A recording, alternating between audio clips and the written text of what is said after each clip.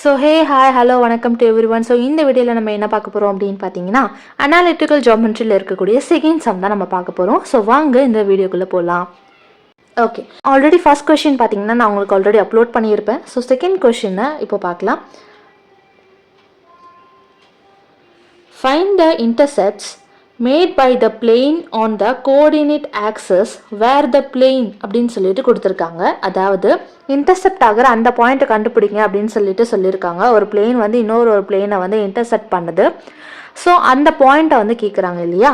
So அந்த ஒரு பிளேனோட அந்த இன்டர்செப்ட் பண்ணுது இல்லையா. ஸோ அந்த பிளேனோட ஈக்குவேஷன் பார்த்தீங்கன்னா நமக்கு 4x - 3y + 2z - 7 = 0 அப்படின்னு சொல்லி.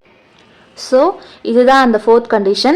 Find the equation of a plane in intercept form x/a + y/b + z/c = 1. So intercept form வந்து கண்டுபிடிக்க சொல்லியிருக்காங்க, இல்லை இன்டர்செப்ட் பாயிண்ட் கண்டுபிடிக்க சொல்லியிருக்காங்க அப்படின்னு பார்த்தீங்கன்னா நம்ம அந்த ஃபார்மேட், அதாவது அந்த கொஷினையும் ஸோ அந்த இதுவை வந்து நம்ம என்ன பண்ணணும் அப்படின்னு பார்த்தீங்கன்னா இந்த ஃபார்மேட்டுக்கு கொண்டு வந்துட்டோம் அப்படின்னா நம்ம ஈஸியாக இதிலிருந்து இன்டர்செப்ட் ஆகிற அந்த பாயிண்ட்ஸை கொண்டு வந்துடலாம். x/a + y/b + z/c = 1 அப்படின்னு சொல்லிட்டு இருக்கணும். ஈக்குவல்ட்டுக்கு அப்புறமா வந்து 1 இருக்கணும். அதே மாதிரி எக்ஸுக்கு கீழே ஒரு வேல்யூ இருக்கும், ஒய்க்கு கீழே ஒரு வேல்யூ கொண்டு வரணும், ஜெட்டுக்கு கீழே ஒரு வேல்யூ கொண்டு வரணும். அப்போது எக்ஸுக்கு கீழே என்ன இருக்கோ அது எக்ஸோட வேல்யூ, ஒய்க்கு கீழே என்ன இருக்கோ அது ஒய்யோட வேல்யூ, ஜெட்டுக்கு கீழே என்ன இருக்கோ அது சியோட வேல்யூ, அண்ட் =1 வந்து எல்லாத்துக்குமே இந்த ஃபார்மேட்டில் கொண்டு வந்தோம் அப்படின்னா நம்ம டேரெக்டாக XYZோட வேல்யூஸே எடுத்து எழுதிக்கலாம். ஓகே, ஃபர்ஸ்ட் நம்ம எல்லா சம்லையும் என்ன பண்ணணும், கொடுத்துருக்க இந்த கிவன் கொஷினை நம்ம என்ன பண்ணணும் அப்படின்னா எடுத்து எழுதிக்கணும். ஓகேங்களா. ஸோ கிவன் என்னன்னா 4x - 3y + 2z - 7 = 0 அப்படின்னு சொல்லி இதை நம்ம கிவனாக எடுத்து எழுதிக்கலாம். அண்ட் தென் கிவனாக எழுதினதுக்கு அப்புறமா பாருங்க, இந்த -7 அப்படின்றத நான் இந்த சைட் கொண்டு வந்தேன் அப்படின்னா எனக்கு +7 வந்துருமா. ஸோ இதை நான் என்ன பண்ணிப்பேன், ஈக்குவேஷன் 1 எடுத்து எழுதிக்கலாம். ஓகேங்களா. ஸோ கிவன் அப்படின்றத இந்த கொஷின், அதாவது இந்த ஈக்குவேஷனை முதல்ல எழுதிருங்க. அதுக்கு அடுத்த ஸ்டெப்பாக என்ன பண்ணுங்க, இதை எழுதிக்கோங்க. அண்ட் தென் இதை நீங்கள் ஈக்குவேஷன் 1 என்ன பண்ணிக்கலாம் அப்படின்னா நோட் பண்ணிக்கலாம். ஓகே, அண்ட் தென் இப்போ நம்ம என்ன பண்ண போகிறோம் அப்படின்னா டிவைடிங் ஈக்குவேஷன் 1/7.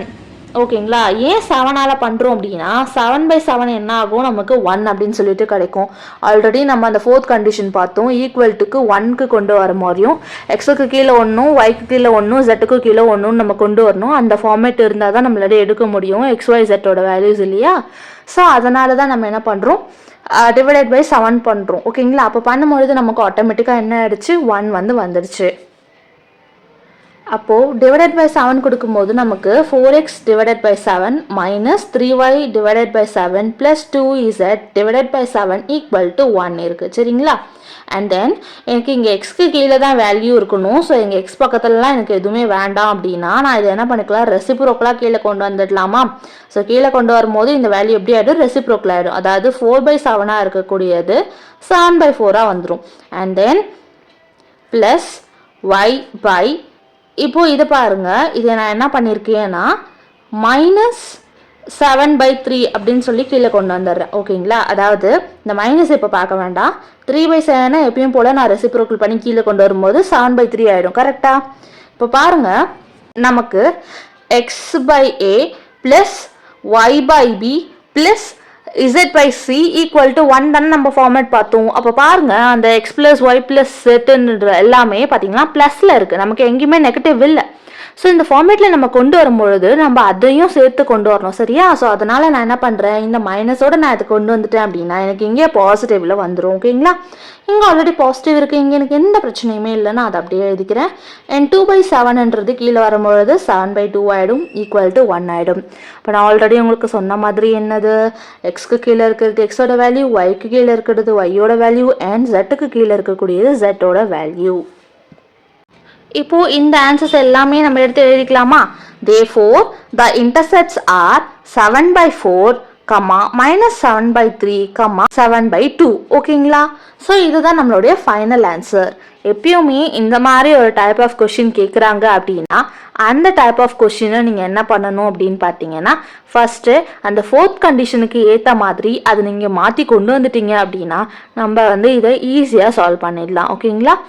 யூஸ்ஃபுல்லாக இருந்தது அப்படின்னா லைக் பண்ணுங்கள், ஷேர் பண்ணுங்கள் அண்ட் மறக்காமல் சப்ஸ்கிரைப் பண்ணிக்கோங்க. ப்ளஸ் பெல் ஐக்கானை ப்ரெஸ் பண்ணி ஆல் இன்ட்ரோ ஆப்ஷனை செலக்ட் பண்ணி வச்சுக்கோங்க. இப்போ தான் நம்ம சேனலில் வரக்கூடிய வீடியோஸ் உங்களுக்கு உடனுக்குடனே கிடைச்சிக்கிட்டே இருக்கும். தேங்க்யூ ஃபார் வாட்சிங் and for your lovable support.